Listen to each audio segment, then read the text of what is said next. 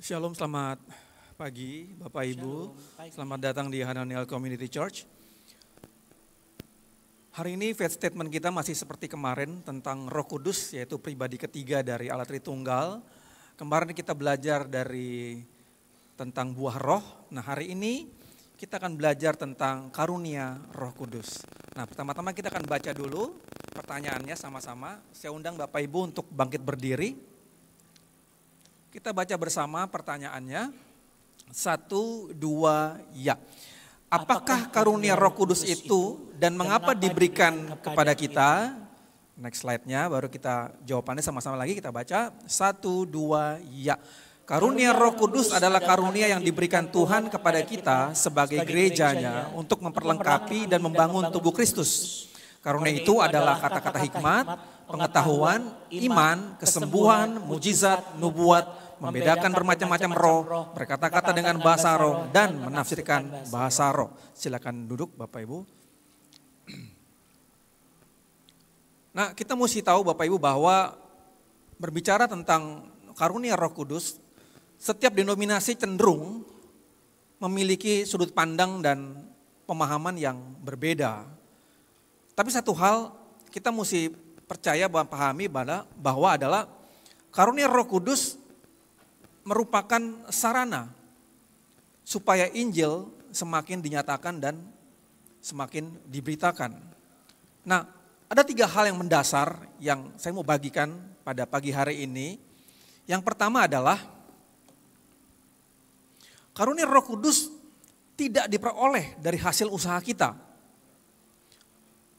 Yaitu dengan latihan mungkin, misalnya yang sangat gigih, atau menunjukkan prestasi dalam pelayanan, sehingga gereja tersebut atau katakanlah organisasi memberikan karunia itu dalam pelayanan. Nah, kalau konsep kita seperti itu, berarti ada yang salah. Atau mungkin karunia roh itu seperti tanda atau legitimasi untuk kita dibilang hebat, atau itu menjadi standar rohani. Nah, yang kita mesti tahu adalah karunia roh diberikan oleh Tuhan di dalam kita untuk membangun tubuh Kristus. Dan yang kedua, karunia Roh Kudus diberikan kepada gerejanya untuk kemuliaan Kristus. Bukan untuk kemuliaan kita atau kemuliaan saudara dan saya. Tapi hanya bagi Dia, untuk Dia, dan dari Dia. Soli Deo Gloria. Dan yang ketiga, karunia Roh Kudus diberikan untuk saling membangun, menguatkan, dan memperlengkapi sesama tubuh Kristus bagi kepentingan kerajaan dan Injilnya. Jadi, dengan karunia Roh Kudus kita bisa melihat bahwa orang yang lemah, orang yang tidak masuk hitungan, bahkan orang yang tidak dianggap bisa melayani Tuhan dan Tuhan bisa pakai. Sehingga kita bisa bersama-sama saling menopang menjadi rekan seperjalanan Injil sampai kepada kesempurnaan dan keserupaan.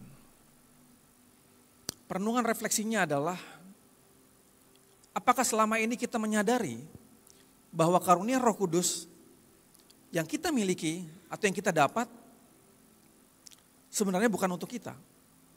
Dan bukan karena kita layak, tapi karena Dia yang mengerjakan di dalam kita. Nah, jika selama ini kita berpikir demikian, kita mesti bertobat dan minta ampun. Atau apakah selama ini kita menggunakan karunia tersebut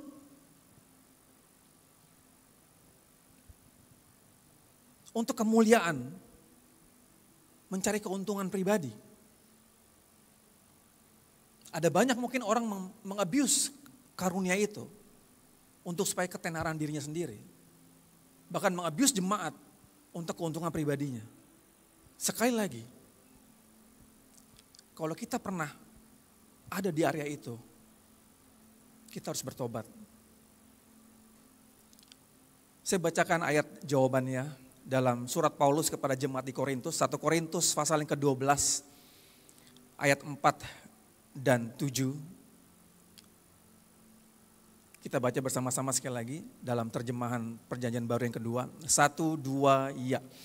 Ada berbagai karunia tetapi satu roh. Ada berbagai pelayanan tetapi satu Tuhan. Ada pula berbagai perbuatan ajaib tetapi Allah yang sama juga yang mengerjakan semuanya dalam semua orang. Kepada tiap-tiap orang dikaruniakan penyataan roh untuk kepentingan bersama. Mari kita berdoa.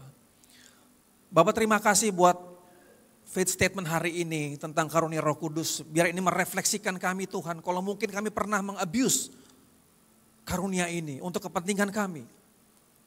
Bahkan mungkin kami menganggap bahwa ini menjadi legitimasi bahwa supaya kami terlihat hebat, terlihat rohani. Tapi sebenarnya itu semua Engkau yang mengerjakan di dalam kami. Kami datang di hadapan-Mu Tuhan. Mari kembali. Ampuni kami, sucikan, kuduskan cara berpikir kami yang mengabuse karunia-Mu Tuhan, bahkan untuk kepentingan pribadi kami. Sehingga bukan Engkau yang kami tinggikan, bukan Injil-Mu yang kami beritakan. Hari ini kami belajar, biar terus hati kami ditata ulang, biar terus hati kami diset, karena sebenarnya hati ini jahat dan licik. Terima kasih Roh Kudus. Terima kasih. Di dalam nama Tuhan Yesus. Ya, percaya sama-sama katakan. Amin. Terima kasih Tuhan.